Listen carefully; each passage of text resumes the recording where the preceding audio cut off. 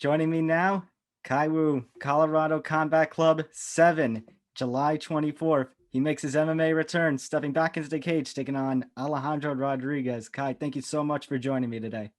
Thanks for your time, Tom. So just first things first, how you feeling after doing, all this training leading up to your MMA return next month? Oh, it's good. It got really good. Beginning of the camp was a little rocky just because honestly, I feel like it's just you never know if you're doing enough or you're overdoing it. But then it just bunch of good teammates around, good environment, new gyms. Everything's kind of new. So you don't really know if you're getting off on the right foot or the wrong foot, but it's the fact that you're building something. That's what feels good. So I'm really happy to be able to represent Resistance, the new Omni Movement gym, and Gorilla Jiu-Jitsu Turlock, which I had not spent a lot of time in before. But now it's just to be able to go to all these gyms, pick their brains and work on all this stuff. I feel good. And I'll ask you a little bit about those gyms in just a little bit, but tell me a little bit about your path into the martial arts and what led you to training martial arts, eventually making your way into MMA. Well, ultimately, it started with being bullied because I grew up here. I grew up in San Jose. I was born there. And when I moved to where I'm currently at, Tracy, I remember third grade, I moved here from San Jose to Tracy, and then I left from here to Taiwan. So I moved to a whole nother country for about 2 years, from third grade to fifth grade, half of fifth grade. So it was almost 3 years. And when I went over there, I was like the American kid, but I wasn't like a white guy or like, they just expected an American, not like someone who can just speak their language. So they're like, oh, you're just like another one of us, So I got bullied for that a little bit. And then when I came back here, they expected a foreign student who didn't really know English. It was kind of exciting for them. But then when I came back, I was speaking perfect English, and I just looked like an ABC, American born Chinese kid here. So I got bullied for that too. So no matter what, I kind of got the short end of the stick. But then it wasn't until my brother-in-law kind of got me into jiu-jitsu. My brother-in-law is Dave Camarillo, and he was able to get me training with him during the time he was at AKA. So what's really cool about the beginning of my martial arts journey was I got to see the AKA days, the old school ones with like Cain Velasquez, Swick, Fitch, Koscheck, all those guys. So I kind of came up during that time. And then it started with me learning martial arts as self-defense, but then eventually I just got more and more competitive. Every time I stepped on the mat, I just like, I wanted to strangle this guy. I wanted to beat him. So then it just led me to more and more taking time off from whatever sport I was doing, which at the time was basketball. I was just putting more and more time into this. And eventually, I think just like any cool origin story that you see in the movies or, comics, it's the path that you always least expect to take is the one that you end up going, so it's just really cool. Nice, nice. And yeah, the AKA, those are one of the best gyms there is, and definitely those are some good days of all those talent. And by the way, I mentioned this before our call, but yeah, I do love your background here with the Shadow, your nickname, all the graphics there. So where does your nickname, the Shadow, come from?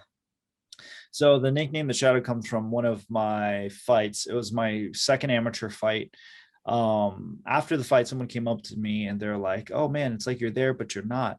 So then that led me to thinking like how cool of a nickname the Shadow was, because he said it's like you're there but you're not, it's like you're a shadow. And I've said many times I'm a huge comic book fan. I love Batman, and I just don't think Kai the Batman Wu sounds very good. It rolls off the tongue very well. So I thought the Shadow was perfect. So I was like, oh man. And I said it in Mandarin too, which was, and that was like a perfect, like it just rolled off the tongue well. And I was like, man, you just couldn't ask for a cooler nickname than that, So I just kind of kept it since then. Can you pronounce it in Mandarin, the Shadow? Yeah, it's 影子. 影子 means like dark shade or something like that, to direct translation. But then when you combine the two words, it's the Shadow, and it just it has like this eerie vibe to it, like kind of mysterious. Yeah. And I was like, oh man, that's so cool, because everyone has like a cool nickname in Mandarin, but it's very typical. It's like the warrior, the knight, the fighter, the beast or something like that. I'm just like, I'm not any of those. I'm not a beast, I'm not a warrior, I'm not that cool. So I was like, I need something a little bit more meat, which is something that's like that describes me in a way where I was always like a shadow in school, because when I was younger, I got bullied, and when I got left behind, also I was always like that shadow figure in school and even outside of school, and even in fighting, no one really paid attention to me in the beginning. So that's why I think the shadow has so many different meanings to that nickname, and it's cool, so I kept it. Yeah, definitely. So this will be your first time fighting since the start of January 2020. This was before the COVID-19 pandemic in the US. Now, obviously, a lot of people don't want to talk about it. They want to look forward to everything reopening, but just considering, the circumstances and how damaging it was to the regional MMA scene, what were those difficulties like, not being able to get a fight, not even able to be training? I know one of your gyms from my research, Gorilla Jiu-Jitsu, ended up even closing during the pandemic. So many things unfortunately happened, and I spoke on it, about this with another in another interview, but I'll re-elaborate on it. But like, just to go over a list of things that happened, like our gym closed down, people that I know passed away, not due to COVID but due to depression. It's very unfortunate. And then there was like a dark period of time where that happened like 2 or 3 times in a span of like 2 months, that people that we knew. And then I got in a car accident, and then the other guy didn't have insurance.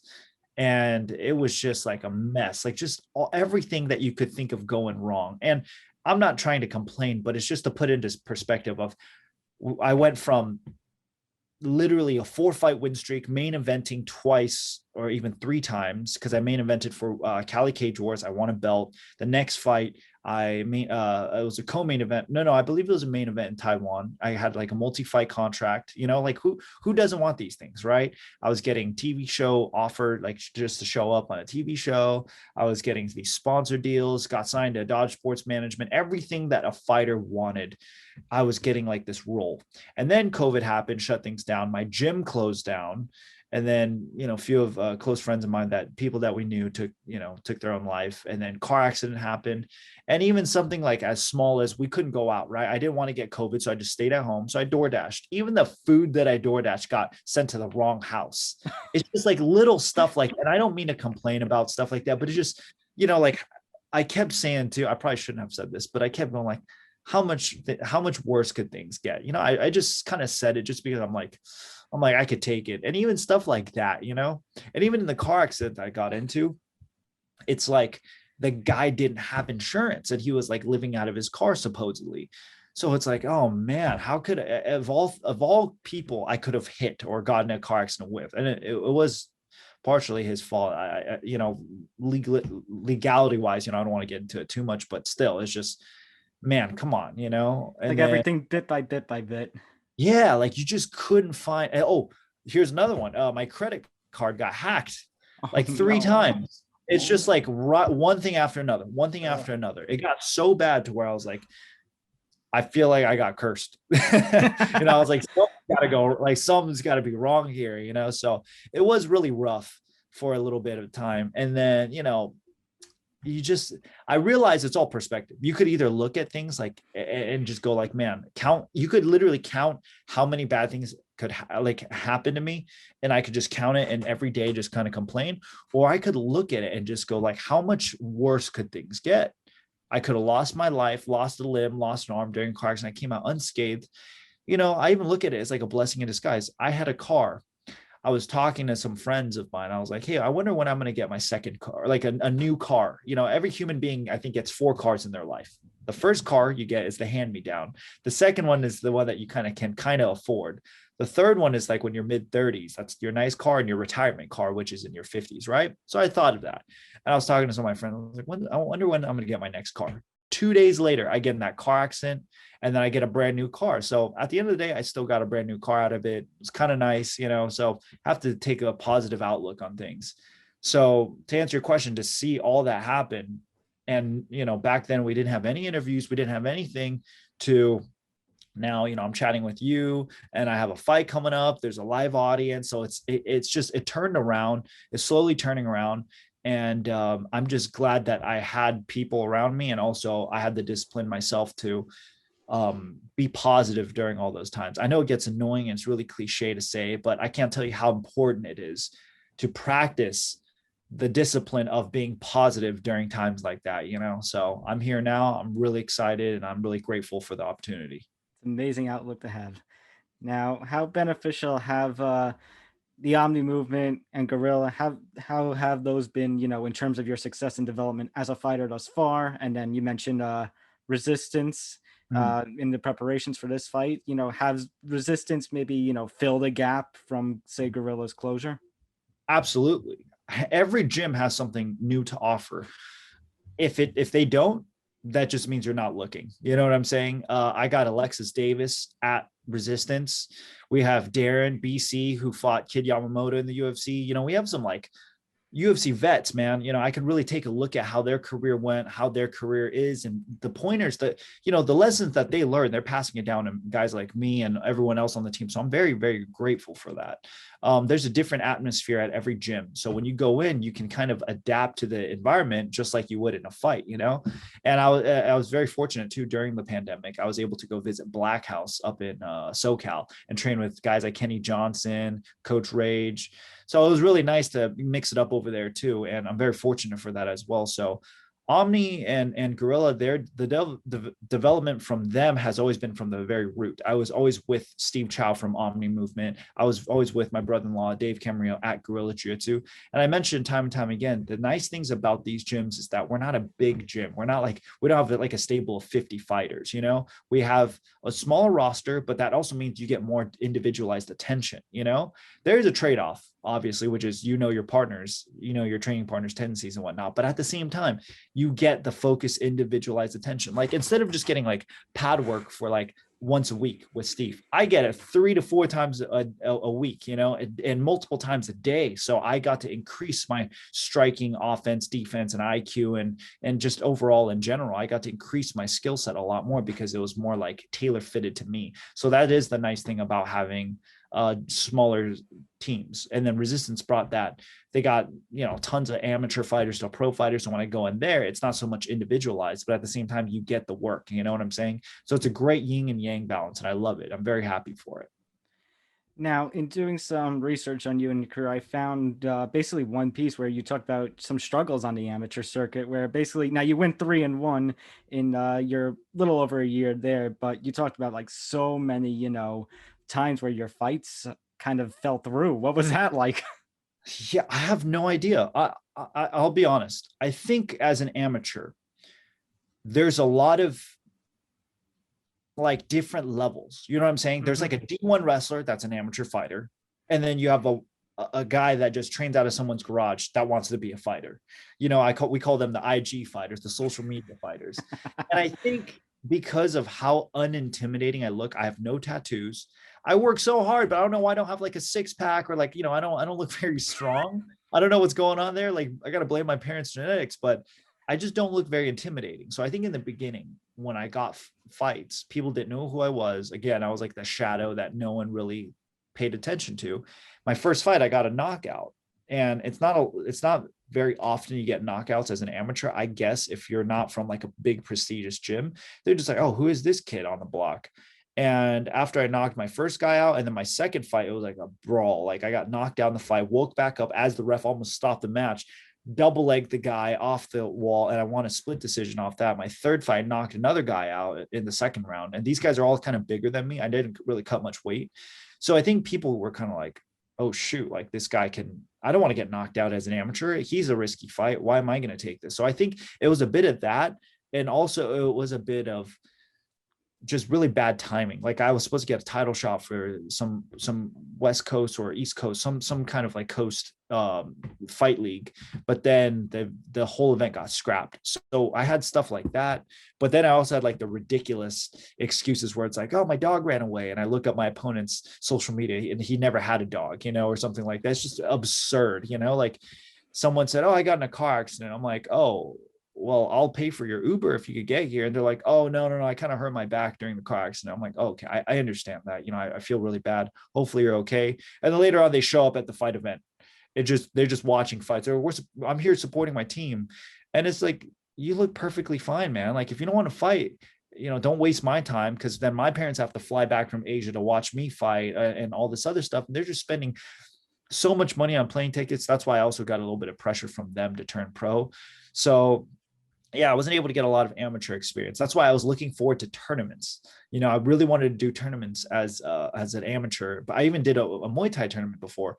But my luck was so bad, I broke and dislocated my toe in my first fight. And I won the fight. I continued on, beat the guy. I was going to advance, and the next two matchups were very good matchups for me. I'm not saying I was going to win 100%, but it was, I had a very high chance of winning. And then after the fight, they wouldn't allow me to continue because my toe was so, like, it was dislocated so badly that I couldn't walk correctly on it. And then the commission stopped it. So I had to go to the hospital and, get a rebreathe, like pop back in and stuff. But even then, it's just like, I get a tournament, right? And I can fight multiple times, and then something like that happens. So it was just, my amateur career was kind of plagued with injuries and, stuff like unfortunate events. That's why when I turned pro, I didn't care if I won or lost. I wanted everything, like I literally wanted every single fight, and I really wanted to like build my career up. And that's why I think as a pro, I stayed so active. I really needed to gain that experience that I couldn't get as an amateur. Do I think I had the skill set of a pro as an amateur? Hands down, I really think I did, because if you look at, I lost my last amateur fight, a split decision supposedly, but then I go pro and I'm able to get a first round knockout, so you can tell that the skill was there, but not necessarily the experience, so that was the only thing that I lacked, and I'm making up for it now. So now, speaking of experience and turning pro, so now two of your early professional fights, you find yourself in Bellator, and you're taking on Cass Bell in one of those fights, who's now a top bantamweight contender in the promotion, and the other fight was Isaiah Batin Gonzalez, Bellator 206, which was a major card. Now you were finished by Bell. You dropped this close split decision, controversial decision to Batin Gonzalez. But do you feel like getting that taste of a big promotion like Bellator very early on was beneficial to you? Hands down, yes. I 100% absolutely loved it, because when I lost, it's early in my career. You could always just look at that and just, I don't want to say write it off, but in a sense you kind of do. It's like, I mean, how many times can people say their second pro fight ever was in Bellator right before the main card started? And it was against the guy that had 40 freaking amateur fights, It's like, I'm not mad at that, like I wasn't really mad at it. I learned so much, and that fight really showed me where I belonged. Out of all the fights that I believe Cass had at that time, like, the following year and whatnot, I was one of the only guys that damaged his leg so badly in the fight, and I was able to do decently until that submission happened. So that really showed me, it's like, what did I lack? Did I lack the skill, or was it the experience? Because I, going into that fight, the training camp and all this stuff, like, what did I do wrong? You have to really break things down. And I was like, man, that was a great learning lesson. I lost the fight because I just wasn't experienced enough. That's my fault. I need to work on that, and I also need to work on my guillotine defense, which I got caught by. And then with the Isaiah fight, it was like experience again. I should have pounced on it earlier. I beat him round 1 and round 2. And I'm like, look, I'm winning the fight. Don't rush it.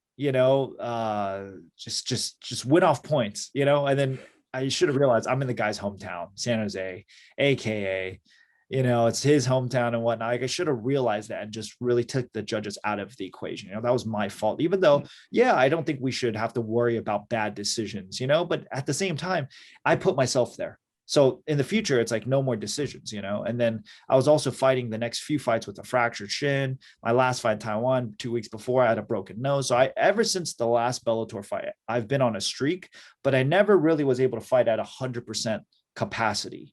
So now the pandemic happened. Now I was able to rest my body and gain all that experience leading into my next fight. It's like everything I've learned so far, let's see if it's going to pay off. I really want to find out too. It's not just like, I'm not going into this fight clueless, but at the same time, I'm very curious. It's like when your mom or your parents are taking you to like Disneyland or Universal Studios, it's going to be fun, but you just don't know. You just look forward to it. You don't know how fun it's going to be. You just like, I know I'm going to have a great time. So that's how I feel like my next fight is. It's like, I don't know what I'm going to do, but I do know I'm going to have a great time out there, and I'm going to have a lot more learning lessons. Now, you've talked about spending time in Taiwan, competing there, traveling back and forth between there and the United States. You've mentioned in other interviews about, the culture there being more traditional, and you basically are a fighter who has to basically bridge the gap, combine the culture in Taiwan and the culture that's found in this crazy world of MMA. So, how important is it for you to be a fighter that can help make the sport maybe more welcome in that country? Oh, I take great pride and honor in that, man. That is so crazy. It's like, man, who can say that? I'm in such a fortunate position. Like, I know there's a lot of guys that are better than me, but what's the difference is I'm in a very unique position where I'm actually representing, I don't want to just say a country, but like there's not a lot of Asians in general that are fighting. Yeah, there's Japanese fighters, but Japan has always stayed very like, close knit in their country. They've never really expanded. Now we're starting to get boxers like Brandon Lee, who's out of America. He's a Vietnamese American fighter. You have guys like Naoya Inoue, In a way. boxer, and he's finally being brought into the United States. And then you have guys like Song Yadong in the UFC out of Alpha Male, so you're starting to get a little bit, but even then it's like, look how small that amount is. The guys I literally just brought up, that's probably it. And when I bring these guys up, I'm only saying it because they're marketable to the Western audience. There's not a lot of fighters that can speak English and is marketable to the Western audience.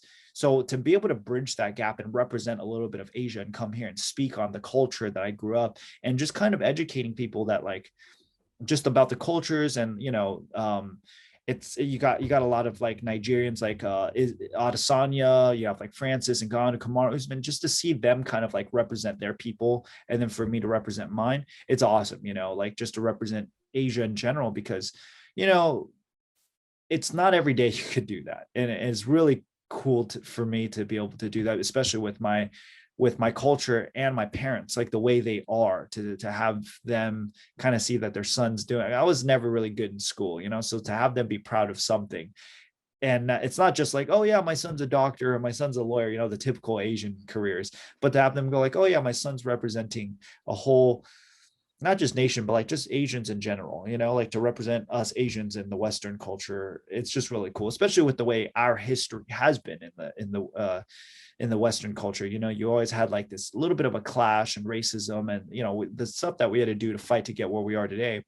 By no means am I holding on to that, but at the same time, I'm building on from what the previous ancestors or the people that paved the way for me did. I just want to show everyone like it's not about like Asians versus the world or this and that. It's just like, hey, we're all people and we can all get along. If you can enjoy Asian food, you're not cultural appropriating my food. You're enjoying my food. I want to share my culture with the world, and just it's kind of like that, as opposed to closing ourselves off and just going like, look, we're so cool, we're Asian, we're so cool, and then everyone else is kind of like, well, that's like you claiming to be better than our race. It's like, no, I don't want to do that at all. I want to just show everyone that we can, we can share cultures and get along. That's my goal. I don't like to do the whole, what is really now known on social media as like cultural appropriation or like that cancel culture stuff. It's like, no. If I can help you better understand my culture, I will. And to be that bridge, because it's not only just for Westerners, for people in America, it's also for Asians to understand the Western culture, because a lot of Asians in Asia, they don't see the stuff that happens here. So they might think, they might go like, they might be a little bit, to us, it might be racist, right, for them to act the way they do. But in reality, it's just they don't know any better because that's their culture. So to just kind of educate the whole world, and if I could be the person to at least introduce them to that a little bit, it's awesome, and to be like spearheading the MMA development in a country like Taiwan too. It's pretty cool. I can't lie about that. It's like, who else can do that in a country, and to see it kind of like flourish and starting to grow despite the pandemic, of course. But, just to see it kind of grow during the time I was there was so exciting. Now, speaking of tradition and of training, either way, I like how you answer things because you answer them like with the traditional martial artist like mindset, even though Oh, you do train in mixed martial arts. Just I was going to ask, how do you balance, on one hand, fighting as a career and as a sport where you're trying to make the money, maybe get some fame, and then on the flip side, training for the traditional reasons, like you would train a traditional martial art, the personal goals, the discipline, the confidence, the beauty, and the art. yeah, I think you have to discover it. I don't think there's like there's like a clear picture or puzzle. I think it's like case by case, person by person, you have to do things a certain way. But I think the most important thing too is you can't like fake this, you can't fake like an image. Like imagine the minute we hang up and I'm just like, all right, thanks. And I just leave, it's like, you can't do that, because you're going to get outed sooner or later.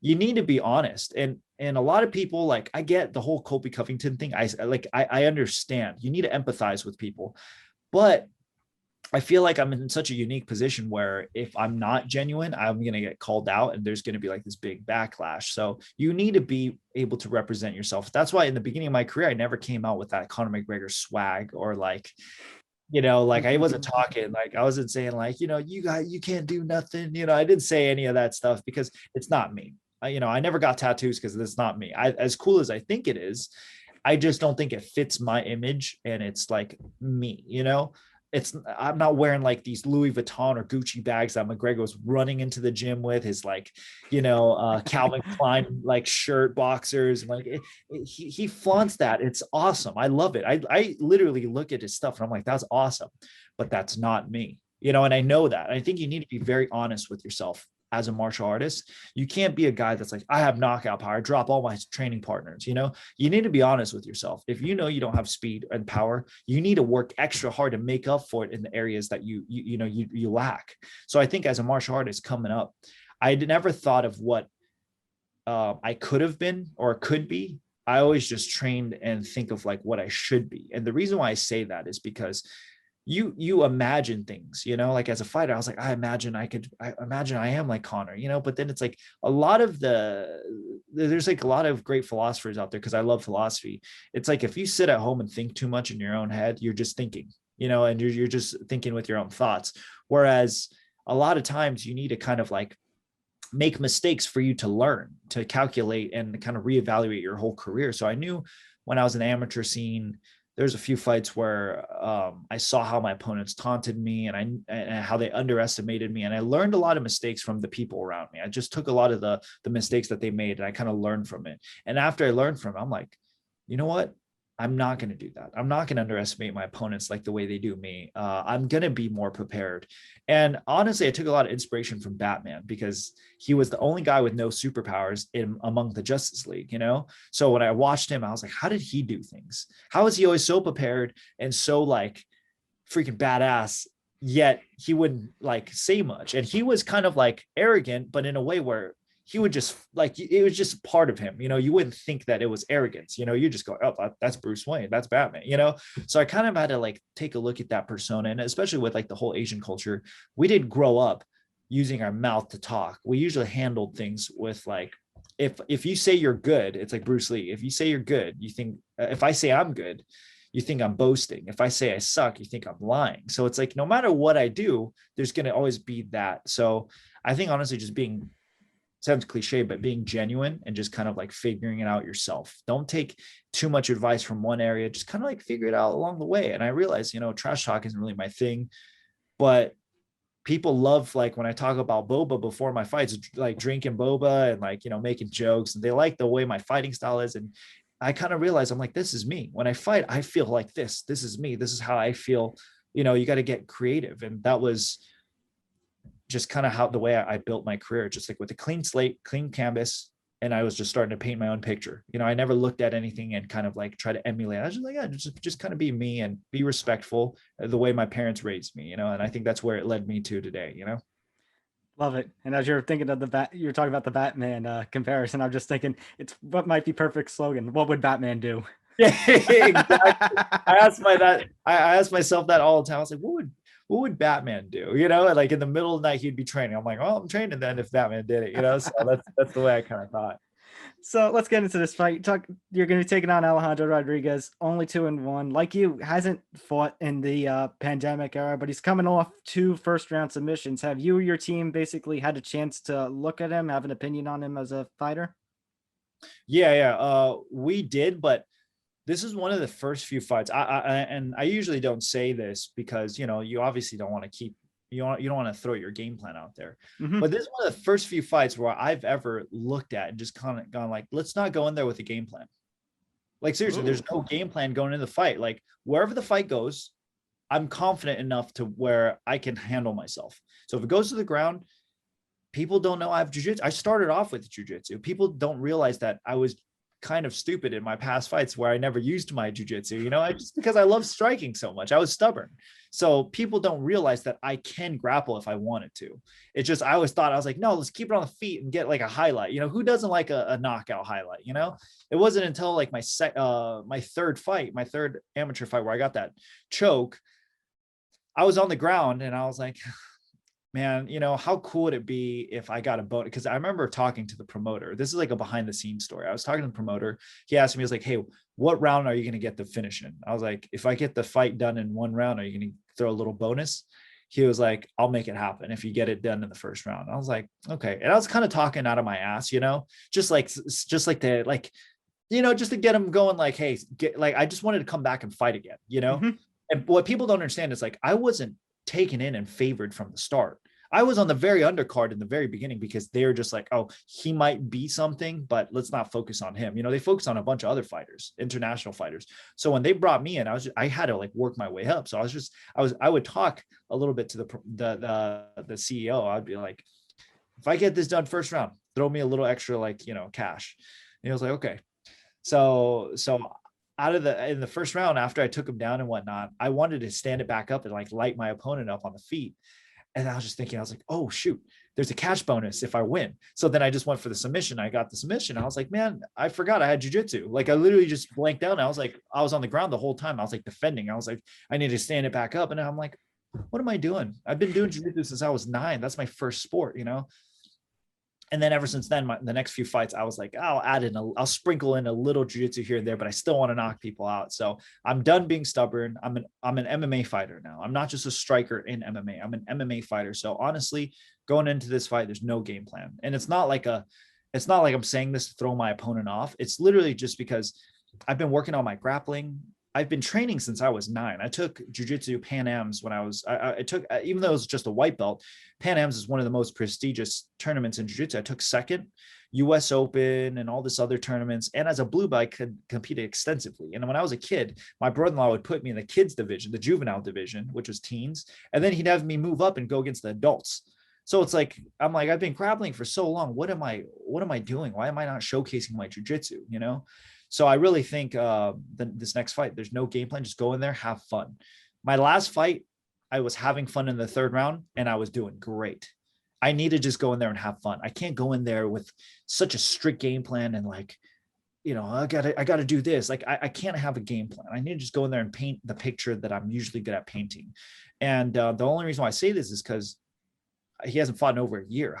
Who knows how good he's gotten, And yeah, he's only 2-1 as a pro, but people tend to forget. I only had 4 fights as an amateur, and I don't know how many amateur fights he's had, but I know he's got quite a few.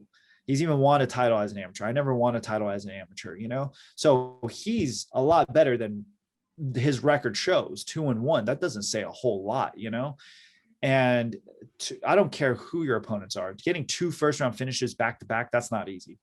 And that's really not easy. And I'm assuming you watch MMA a lot, but Yep. a lot of people give MVP, Michael Venom Page crap about it because he fights cans. And I'm like, some of the guys he fights are really tough. And the fact that he's putting him away the way he's doing it, that's not easy. That's really not. So I'm not going to take a look at my opponent and go, oh, he's 2-1. Like he's weak. No, this is his hometown.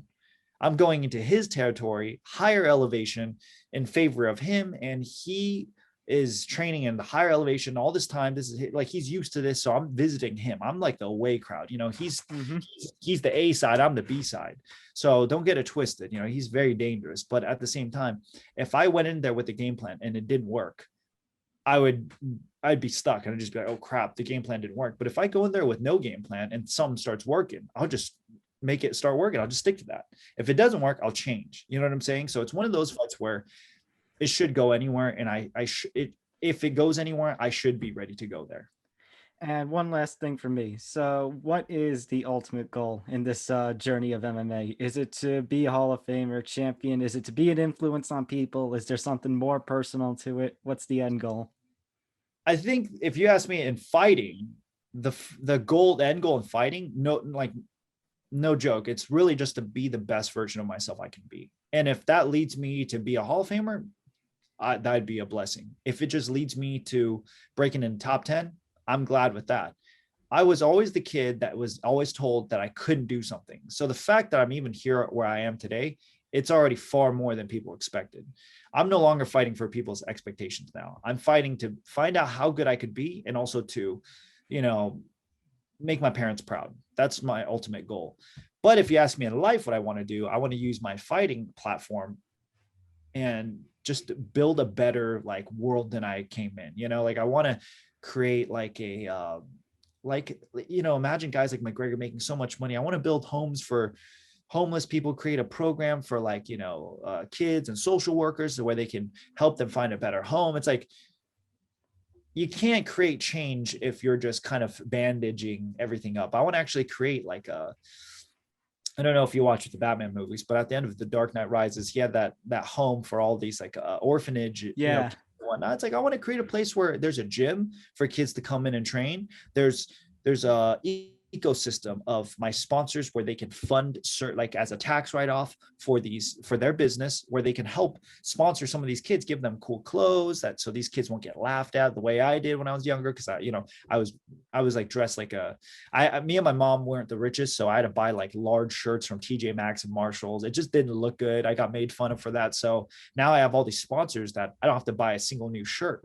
So to have these sponsors maybe help them the way they help me help these younger kids, you know, like I just have a soft spot for like these kids because I know what it's like to get bullied. I want to help them learn martial arts, find a passion. And a lot of schools, you know, even till this day, we are not taught how to do our taxes, how to, you know, budget correctly. I want to be able to help people like the homeless people that didn't get a chance. Or I have a huge respect for military. You know, I want to do something for the military, maybe create something, start small. I always have to start small, start local. And maybe when I get an idea, I could partner up with different companies and people at different states, different areas, and maybe even go back to my mom's hometown in Taiwan, where maybe electricity is a little bit more scarce there, help them build better, you know, cables and towers. So that's my ultimate goal, is to basically beat some of these corrupt politicians and then help fix things, like be like an Elon Musk and do some good, as opposed to, you know, just stand on stage and say something that you want to hear and actually not do jack crap about it, you know? So that's kind of what I want to eventually do in life. But I think fighting will help me get that spotlight, because honestly, what other guy, like it's like if I just do anything else, if I'm just like a philanthropist or start any regular job, it's almost like there's not that moving, like that needle moving factor. Imagine I start a very successful business, let's just say a coffee shop, right? People are just going to always go like, oh, well, you don't really know how hard it takes to do certain stuff because you're just a coffee maker. But it's like, I'm literally an MMA fighter, and I get to network with so many other celebrities, and eventually maybe, you know, I could persuade some of them, instead of just spending their money on all these nice, you know, high fashion stuff, I could collaborate with them and, you know, infiltrate from within. You know, that's my goal. That's my ultimate goal for my career. But then in terms of fighting, I really want to find out how good I am, because I really believe I haven't even reached my potential yet. And the last thing I want to do is die one day and not reaching my potential, you know, like that's one of my greatest fears. So I want to reach my potential as far as it can go. And honestly, if that's next week, I reached it. At least I did something, you know, at least I found out what my potential was. So until then, I'm not happy. Nice. Colorado Combat Club 7. It takes place July 24th. Khai Wu, my guest here, who takes on Alejandro Rodriguez. Khai, thank you so much for your time, man. Great answers. That was fun. Best of luck to you. Thank you so much, Tom. If you ever want to chat again, let me know. I'm always here. I love chatting with everyone. Sounds good.